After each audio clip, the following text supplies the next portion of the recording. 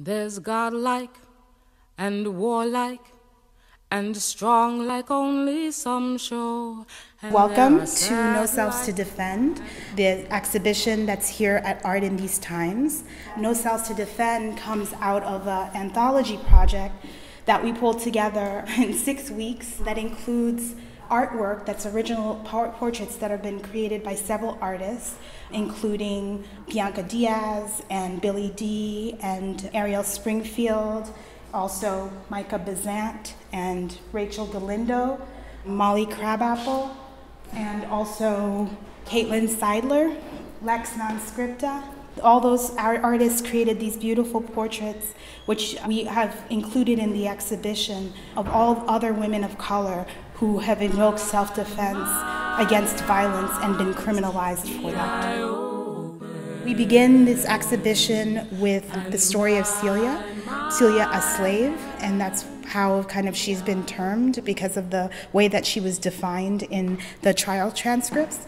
Celia is a 19-year-old at the time in 1855 when she kills her owner, her slave master, and I think it's important to highlight her case in particular because she had endured already 5 years of sexual violence and assault in Missouri. She's living on this farm with a man who's 60 years old, a widower, who purchased her. She was 14 when she was purchased, and on her way back to the farm from the auction block, he rapes her. So he makes it known pretty early on what his intentions were by her. By the time she kills Newsom, who is Robert Newsom, who's the slave owner who owns her. She already has 2 of his children, and she's pregnant with a 3rd.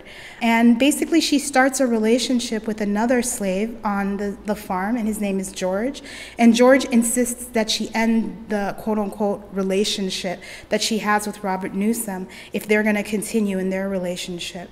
And Celia goes to approach the family of Robert Newsom, mainly his 2 daughters, who also live on the farm, and asks that they intervene to have him stop assaulting her. And they refuse. And he also refused when she asks. And then one day he comes to her cabin and she bludgeons him to death. She decides to burn his body in her fireplace, and then she calls his grandson over to pick up the ashes and take the ashes out. The next day, their family's looking for Robert Newsom. They can't find him. They go and interrogate George. Somehow he implicates Celia. She gets interrogated. She initially denies that she had killed him. After a lot of intensive interrogation, she does admit it, and she ends up going on trial. The thing that is important about her case, though, is that in Missouri, there's a law that says that if you're a woman and you are sexually violated and attacked, you have a right to self-defense. She actually gets a really great set of lawyers who are state-appointed lawyers to argue this on her behalf. And that's why we know her story, because we have all this transcript from her trial. And what ends up being decided by the court is that she's actually property, and therefore she actually has no self to defend. So she's convicted, there's a quick appeal, and she's hanged on December 21st, 1855. And this story really inspires the beginning and anchoring piece of our exhibition, because we want people to understand that for most women of color, and especially for Black women in this country, the concept of invoking self-defense has not actually been easily accessible to us as Black women. Celia's story begins the journey of this exhibition. Right after Celia, we moved to Lena Baker. And Lena was from a sharecropping family in Georgia. She begins working in 1943 for a white man named Ernest Knight, and she's his nurse. She's consistently beaten and abused by his son, and then eventually beaten and abused and sexually violated by Ernest Knight himself. One day in August of 1944, he drags her out of her own house. He locks her up in his mill. He goes to church. When he comes back, the 2 of them fight, and she ends up fatally shooting him. She turns herself in. There's a 4-hour trial. She's sentenced to death by electric chair. Basically, her court-appointed attorney abandons her case, and she ends up being killed by the electric chair in 1945. And she's the only woman killed by the electric chair in Georgia history. 60 years later, in 2005, she's posthumously pardoned by the state of Georgia. Rosalie Ingram, mother of 12, she's widowed. She is convicted in 1948 and sentenced to death along with her 2 sons, Wallace and Sammy, who are 14 and 16 years old. She has an argument in 1947 with John Stratford, who's another sharecropper who she shares land with, and he tries to put her into a shed to have sex with him. She fights back. Her 16-year-old son, Wallace, hears the commotion. He tries to come and help his mom. What ends up happening is Wallace picks up a gun and he slams it on the head of John Stratford, and they leave him on the ground. They don't think he's dead, but he is actually dead. They go to trial, and they're sentenced to die in the electric chair just a few weeks after their conviction. But through a huge defense committee push, the NAACP, the Georgia Defense Committee, get money, they pledge support, they organize protests, and the pressure works because the judge sets aside the death penalty, commutes the sentences to life in prison, and still there's a lot of organizing that happens in this case over the years. People like Mary Church Terrell and others who are maybe known to people organize on behalf of the Ingrams, and Rosalie Ingram and her son are actually released from prison in 1959, 12 years after they're incarcerated. Yvonne Wanro is an Indian woman, a Native woman. She gets convicted of second-degree murder and assault in 1973. She's protecting her son, who a local man in the community, William Wessler, he lures her son and another child to their house. And he had already been accused of molesting another child in the community. They call the police. It's a long story, but the short version is that she ends up, to protect her son, shooting this man. And they don't want to initially put a self-defense case on in terms of her public defender. She's convicted. She gets a chance to have her case reversed in the Washington State Supreme Court. She gets a retrial based on lots of different kinds of grounds, and she gets a plea bargain eventually. She has already spent years in prison, but she gets a plea bargain. She pleads guilty to manslaughter and second-degree assault, and she then avoids prison. She gets a 5-year suspended sentence. And she wanted to end her legal ordeal, which had gone on for 7 years, so she takes that plea. Inez Garcia, 1974. Garcia is 30 years old in 1974. Her husband is a Cuban exile, and he's an activist. He's in prison in California at Soledad, and so she moves from New York to be closer to him with her son. She lives with a man who is involved in the drug trade, and there was a drug deal that had gone wrong that he was involved in, so a group of men come to the apartment one night. They beat up her roommate, and the 2 men take Garcia out into the alley and rape her. Minutes later, the men call her, and they taunt her, and they threaten her. So she loads a .22 caliber rifle and goes out, and she finds out that they're out there. Her and her roommate actually find the men nearby. They fight, and one man draws a knife, and Inez kills him. And she's arrested. She's convicted of murder. She spends 2 years in Soledad, interestingly, where her husband is also incarcerated, before she wins an appeal. This case is really important because feminists around the country and the world really defend Inez's right to self-defense. And all sorts of demonstrations. She has her own defense committee, and her first trial, they don't bring in self-defense as an argument. And her second trial, her attorney, a new attorney who's a woman, Susan Jordan, argues that when she was threatened with both rape and murder, she acted in self-defense, and she's acquitted this time by a jury in 1977, marking the first known successful use of a self-defense argument for a woman who is fighting back after she gets raped. So Inez Garcia's case is really seminal.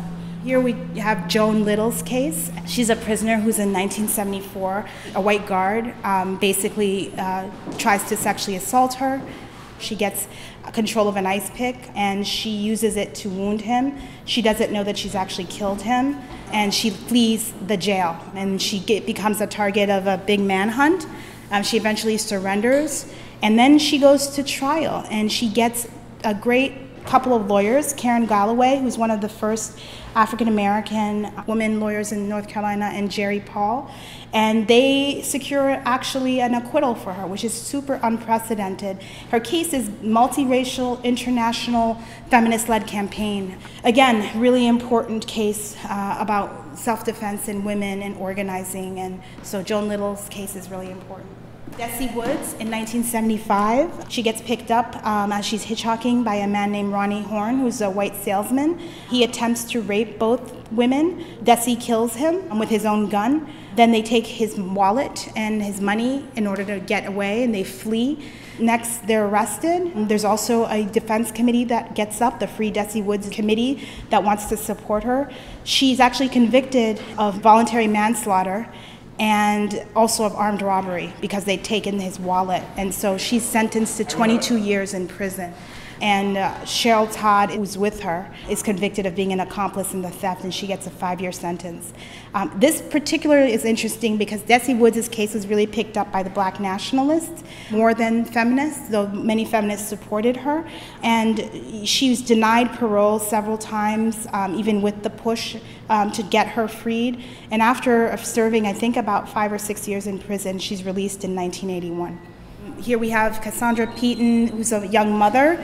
In 1978, she flees her husband after nearly 3 years of marriage. She comes back to San Francisco, where she was living with this man, because she needed to get an income tax refund check that he agreed to split with her.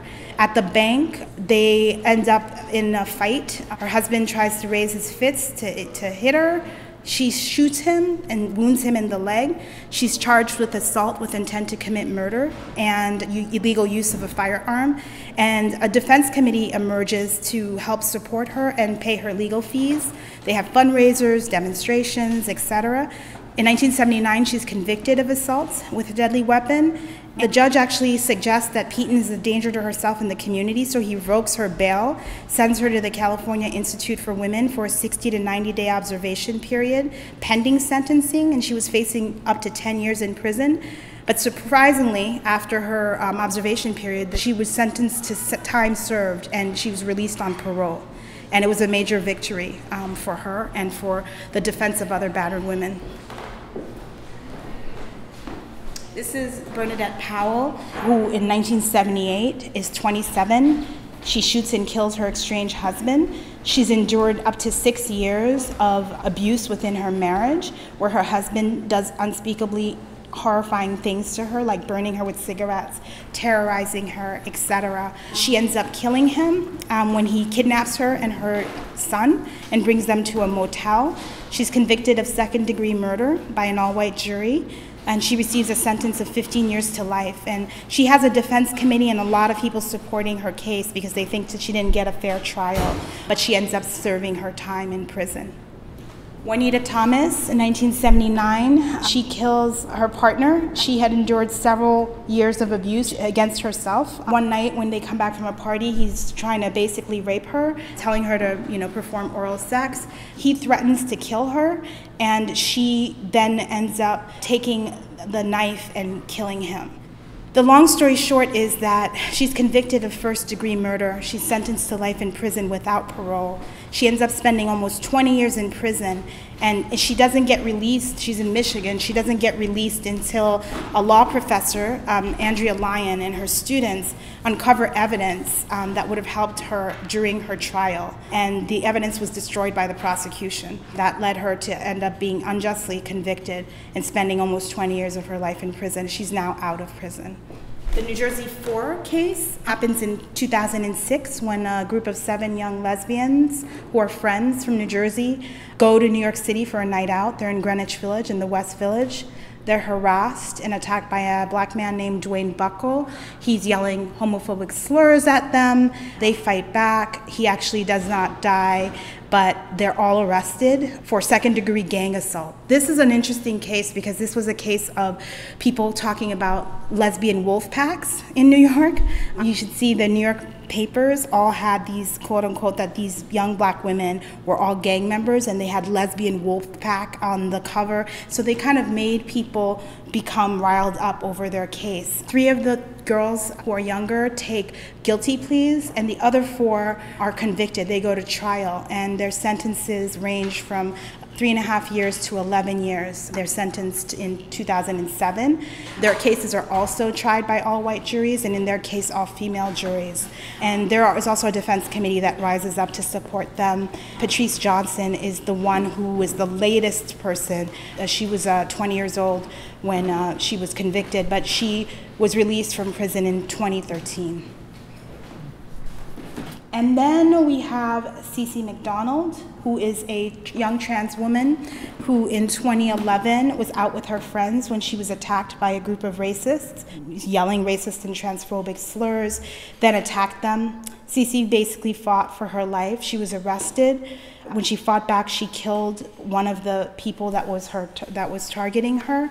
She was interrogated without counsel, placed in solitary confinement, and charged with second-degree murder. And rather than face a trial, she accepts a plea deal to a lesser charge of second-degree manslaughter, and she's sentenced to 41 months in a men's facility. She's eventually released after 19 months. And also there's a defense committee that emerged to support Cece and her right to self-defense. And Cece's now out of prison as of earlier this year, and she has been speaking out very, very vociferously about prison in general, about abolition, and about the right for women to be able to defend themselves. Second anchor of the exhibition, and that's Marissa Alexander, who is a mother of 3, black woman, who in August of 2010, having just had a baby 9 days before, comes home to the house that she used to share with her estranged husband but no longer lives in to get some materials that she had left there that were important. She thought that he wasn't going to be home. She had checked in advance and thought that he wasn't going to be there. He ends up coming back while she's there. He's got his 2 sons with him that are not hers, but from a previous relationship. And then he proceeds to try to attack her. He looks through her phone. He corners her in the bathroom. He threatens to harm her. He has a history of having done this before. In order to be able to defend herself and be able to leave the house in one piece, she gets her gun from the garage and shoots a warning shot into the air, into the ceiling. Nobody is harmed. She's prosecuted in Florida. She had tried to invoke the Stand Your Ground law, which is that controversial law that came into place when the George Zimmerman case came into being. She was rejected from being able to use Stand Your Ground, and when she invoked self-defense at her trial, the judge said that she didn't appear to be somebody who would be fearful. She was convicted. The jury was out for only 12 minutes. And they came back with a conviction, and she was sentenced under Florida's 1020 mandatory minimum law about the illegal use of firearms, and so she was convicted for a minimum of 20 years. After a lot of a push by defense committees and a lot of supporters and her own legal team, last year in September, her case was reversed on appeal, and the prosecutors decided that they will retry her, and her trial will come up this year in December of 2014. So here in Chicago, the Chicago Alliance to Free Marissa Alexander exists, and I'm part of that defense committee, and we have a lot of other great people, co-organizers of the defense committee, and what we've been trying to do here locally has been to raise awareness about Marissa's case and to raise money for Marissa as well. So this exhibition, really, the idea of it comes out of the concept of wanting to locate Marissa's case in historical context, to make sure that everybody understands that her case comes from a legacy of black women in particular not being able to invoke self-defense when faced with relentless assaults and violence to their persons. And that's been going on since Celia and before Celia. And we really wanted to bring that forward, and this exhibition is our way to do that. We also want to make sure that, because Marissa constantly brings this up, that she's not the only case, that there are other women who are fighting this currently, not just historically. So we want to lift up those stories, and we want to tell a story about Marissa and her attempt to defend herself and being criminalized for that. And now during her retrial, Angela Corey, who's the prosecutor who's been persecuting her for all these years, Angela Corey is now going to ask, if she's convicted, that she serve her sentence concurrently, meaning that it be 60 years, because she's got 3 counts against her of attempted murder. And so we're really all trying to make sure that she has the best possible legal defense that she can have, and that involves money. It costs $250,000 for her to basically put on a defense for herself, even though she has pro bono lawyers, just to have people who are experts to be able to look at the evidence, to be able to give her a defense that will allow her to potentially be able to prove herself innocent. And we've asked through this exhibition that people support Marissa by making donations, and they can do that by buying stuff at the Free Marissa online store. They can do that by supporting her legal defense fund by going to freemarissanow.org. We're winding down in the exhibition with the third anchor. The third anchor is defense committees. The cases of the women that we talked about before, what distinguishes those cases, and the reason we know the names of those women, is because most of them had defense committees who were busy raising money, but also raising awareness about their cases.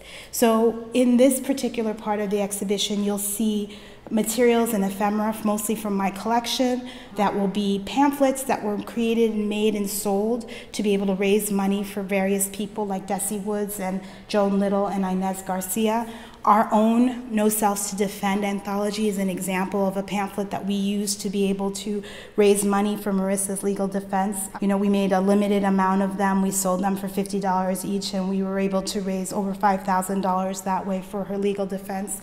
So we are trying to kind of, use history and see what other people have done to basically support Marissa Alexander in a similar kind of way in the 21st century.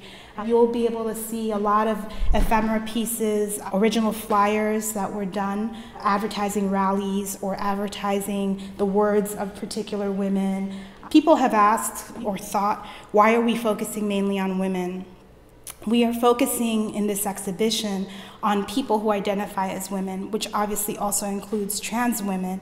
But we also know that when we think about issues of violence, and particularly interpersonal violence, that women are specifically and overwhelmingly targeted, and that many of the people who are doing the targeting are overwhelmingly men. Just because that's not our focus is to focus on every single person who does harm to another person doesn't mean that we don't think it's important to highlight those things. But when you look at the cultural context that we live in, the world that's misogynistic, heteropatriarchal, transphobic, women are specific and special targets of violence within our culture. And the history of that is basically illustrated in this exhibition. You can see how often men's violence against women has kind of reared its ugly head, and how often women have had to fight back and defend themselves against male violence against women and girls. This over here is just the words of some of the women that are featured in the exhibition, including Inez Garcia, and again, Cece McDonald, Lena Baker, Joan Little, and the New Jersey Four. We wanted to make sure that their voices got heard within the exhibition as well. And also we had, it's not up right now, but we have an audio component where people can listen to songs or poetry that was written about these women and their particular cases. We also are making sure that we highlight their own voices and share their words as they talk about self-defense and as they talk about why they had to defend themselves in the ways that they did. A big part of the exhibition is also an interactive part. So we're asking people to complete the sentence, self-defense is. We're also asking people to take action on behalf of Marissa and her case. We want them to write a note to Marissa, to tack it on the bulletin board, and we're going to mail it to her. We also want people, if they want to write postcards to the governor of Florida, Rick Scott, asking him to remove Angela Corey from her particular role because she's been so egregious in her prosecution and her overzealous prosecution of Marissa. People should also know that Marissa Alexander already spent 3 years in prison throughout this time. So she's out right now on home detention while she awaits her retrial. But for people who are really concerned about supposedly having consequences, even if they don't believe that she was, basically trying to defend herself, she's already served 3 years of her life behind bars. And by our hearts be we women. We end this exhibition with an anchor piece that tells basically the point that prison is not feminist and is taking issue with the rise of the prison nation and the collusion of the anti-violence against women and girls movement within that rise of a prison nation. So we show a flyer that was protesting the treatment of a rape victim in court, in a judge's court, Raymond Arada's court. And the flyer basically talks about a woman being raped and the court then re-raping her and re-traumatizing her and asking that the court be responsive to this woman's petition for justice, right? So you see how the movement really began to want to have the courts intervene, have the police intervene, and started to want accountability to be enforced by the state, and in some ways has led us now to not having a community accountability focus around ending violence, but a state-based accountability focus. And we're still never going to get justice through that, and haven't gotten justice through that. And that was clear in 1971 when you see that the particular handbill, and it's clear today. A lot of the other pieces in here you can see are from Ms. Magazine putting Inez Garcia on the cover in 1975 at the height of when Ms. Magazine was really active around the anti-rape and anti-battering movement, as well as the feminist movement. We have a piece up also that shows from a newsletter out of Seattle called Through the Looking Glass, which is a women and children's prison newsletter where people were making announcements basically of women who had been freed after they had actually successfully fought against being criminalized, and women that were still within the system. You see some pieces from early 1981, 1982. You see a sample of the ways that people were insisting that rape be handled from a community accountability point without a main focus on prisons or on the state or on police.